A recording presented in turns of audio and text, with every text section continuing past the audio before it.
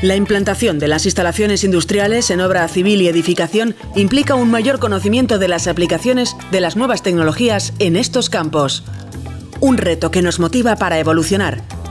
En Indertec desarrollamos actividades de ingeniería, montaje y mantenimiento en instalaciones eléctricas y mecánicas. Diseñamos e instalamos energías renovables, fotovoltaica, térmica, eólica. Ponemos al servicio de nuestros clientes soluciones y servicios avalados por una trayectoria con experiencia y profesionalidad.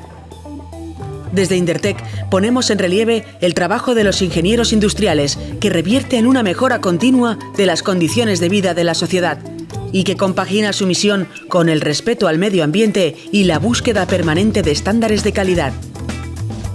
Indertec, energía para las personas.